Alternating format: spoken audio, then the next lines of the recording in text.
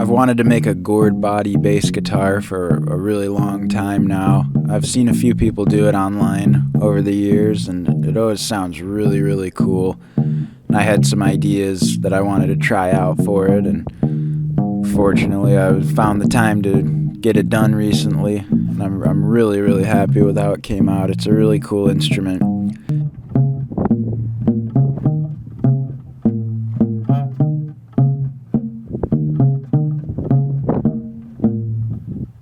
I got this Gourd from Welburn Gourd Farm, and maybe for an upright bass I would want a bigger Gourd. Maybe I'll do that someday, but for this bass guitar this was a good size.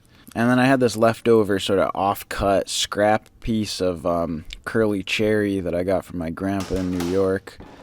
And this is a big chunk of sugar maple that I chopped down myself in New York and had it drying in my parents' barn for a few years, and finally brought it out here like a year ago. And I've also just been kind of saving it for a personal project. I wanted to cut off the minimum amount possible from the top of this Gourd just to preserve as much of the hollow chamber of it as I could, just for acoustic and aesthetic reasons. I was going to have to glue up the offcut from this neck because I didn't have enough wood, so you'll see what I'm doing in a second. First, I'm cutting some of the side profile of the neck itself. And this sugar maple was really hard. My saw had kind of a tough time cutting it. I'm using the table saw to cut a little width off of this neck piece so that I can better get a better glue up on the between the neck and the dowel stick. And now I'm doing the first glue up of this build, and what I'm doing is gluing the offcut from the neck side profile. I'm using that piece of wood, that offcut, as the dowel stick. So I'm gluing the offcut that I just cut off of the neck piece, and I'm gluing it to the bottom part of the neck piece, and that will eventually become the dowel stick. And then here's a nice visual of how that's all going to work. So I go and cut that out, and then I have a full single piece neck from the headstock to the end of the dowel stick. Once I do that, I'm gluing that curly cherry up. This curly cherry had this hole in it, and I decided it would be kind of cool to put clear epoxy in there, so it's sort of like a window down into the neck wood. And it worked pretty well. You can see the maple pretty nicely. The tuning pegs for this, I knew were going to be a challenge, because here's me with my peg shaper, and you can see that's the biggest peg diameter that I'm able to get, and I want a much bigger peg. I'm going to have thick strings going into these. I want big fat pegs. So I'm going to pull this little razor blade off of here, and I'm going to make my own peg shaper. So I got this piece of scrap mahogany, and then I marked out the width of this little blade from the edge of the piece of wood. Then I drilled a hole in it with this dowel jig to make sure it's a pretty straight down, up and down hole. This is going to be the peg hole, the tapered hole for the peg. So I just drill it a little bit bigger, and then I use my wider peg reamer that I have to ream it all the way out, all the way as wide as it can go. Using this peg shaper for reference, I can kind of see how I need to configure this thing. So I just make those cuts real quick. And you should be able to do this with any old razor, any like thicker razor blade that you can buy for just a few dollars. It doesn't need to be something that you pulled off of a peg shaper. It can be any razor.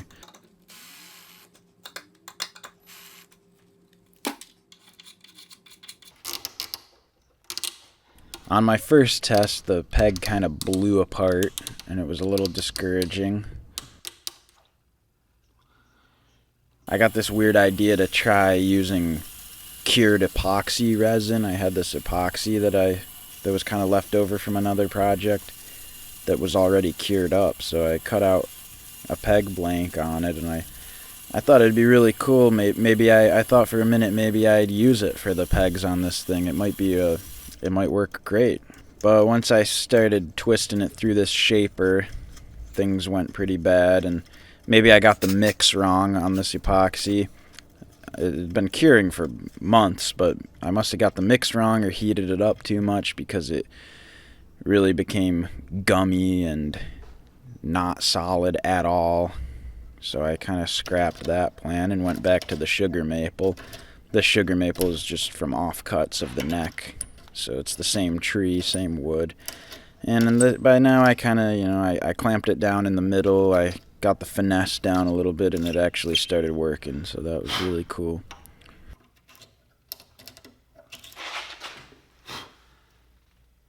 I decided kind of last minute that I wanted to do flush fret inlays because I realized it would be pretty difficult to play without the inlays.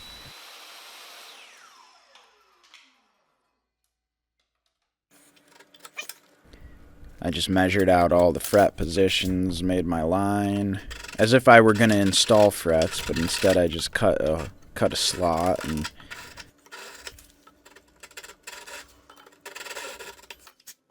And if you're shaking your head at me sawing away at this with a big handsaw here, you're right. It ended up being a pretty sloppy job that I wish I took my time on a little bit more. This just had the right kerf width for these pieces of maple that I had cut. But yeah, it was a little bit of a sloppy job. It was a little bit of a last-minute decision. I was trying to get this thing built quickly. I kind of had a deadline in mind. So yeah, a few parts of the process I rushed a little bit more than maybe I should have, but it all came out really nice in the end. I was able to cover up most of my mistakes. Wow, I don't know what happened, but that was the worst bandsaw cut I have made in years, probably. That is terrible. Oh, man. I'm doing sloppy work today.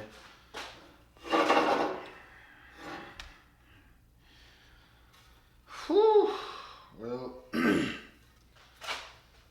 see if this goes any better.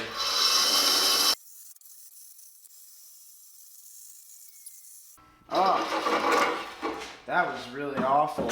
That was as bad as the last one. That's terrible. Yeah, messing up those cuts ended up costing me quite a bit of time. But I really like how this headstock shape came out. It's kind of inspired by my electric bass that I have, but I did my own sort of spin on it, and it's one of my favorite parts of this build is how this headstock came out. I'm really happy with it. So I finally got this thing shaped and mostly sanded to 80 grit only so far, but I wasn't filming any of it. I've got these side dots. I did bone side dots. Yeah, this was definitely the most elbow grease I've ever put into shaping a neck. This maple this is not ordinary. This is not ordinary sugar maple. This is a dense piece of wood. It was just taking me forever to make any headway on this, but I did it. Pretty happy with it. I'm gonna mount it to the gourd now. I put a real nice bevel on the edge of this thing, and then I skinned it up. The skin had a really nice spotted look to it, which I couldn't even see while I was skinning it, but it was a nice surprise. And then I put the first coat of oil finish on this thing, and it really was looking good.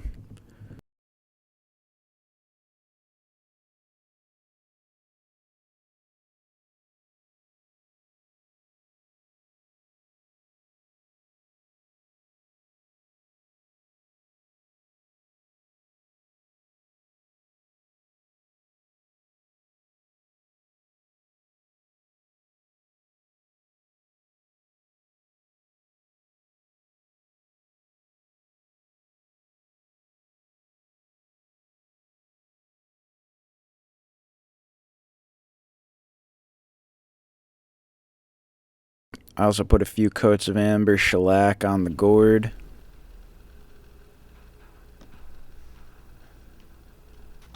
And then I made the tailpiece, and at this time I thought I was going to use these strings with this ball end on them, but that ended up not working out, as you'll see later.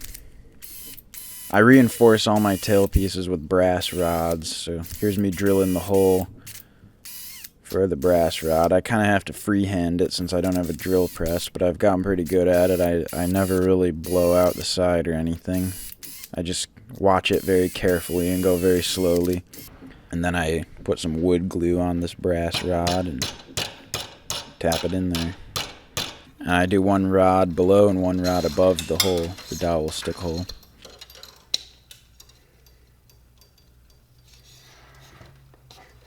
And now one of the very last things I do is install the tuning pegs, because I'm really paranoid about accidentally getting any finish or any sort of substance on the pegs or in the peg holes, because I've found that has a very negative impact on how smoothly they turn. Then I sand the outside of my pegs up to 400 grit and really try to burnish the outside pretty well, and that helps them turn very smoothly.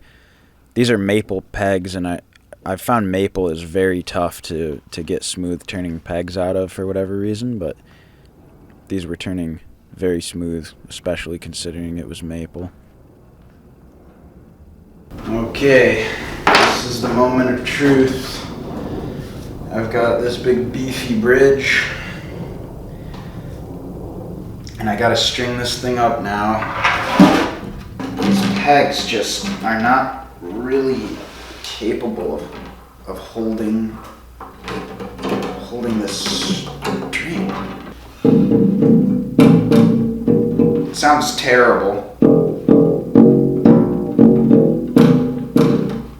It sounds really bad. Oh man, what have I done? So I ended up ordering gut strings, and they'll be here tomorrow, and hopefully they work.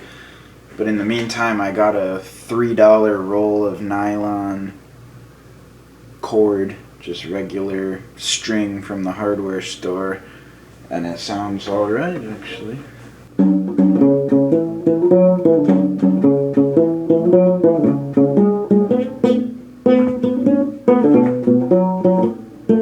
It feels pretty weird to play, and if I do too many slides, I'll get like a rope burn.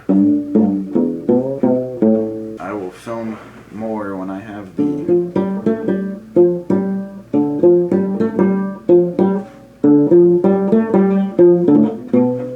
right strings on this. Alright, I'm gonna try something. I might not be able to do it, but we'll see.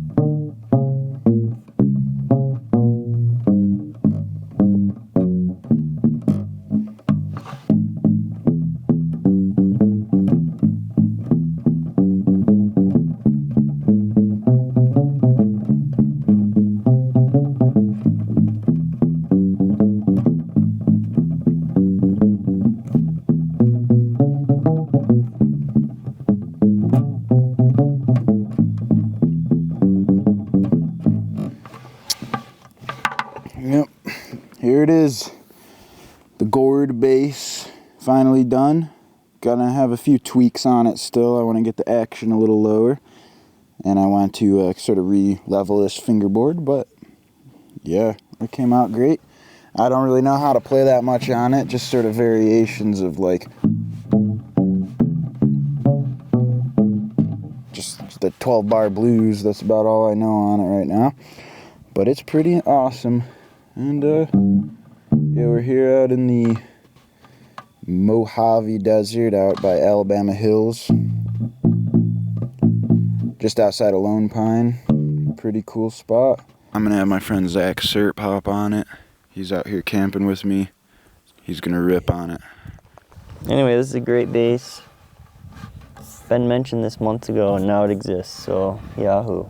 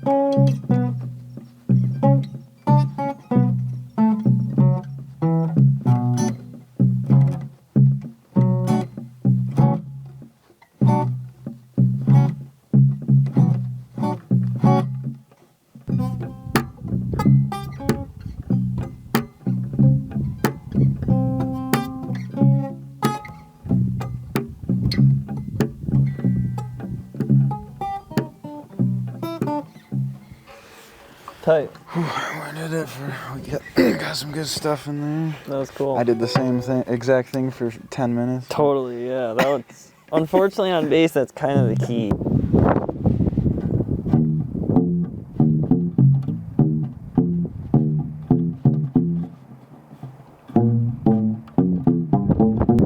I just felt the first raindrop, so it's really time to get out of here.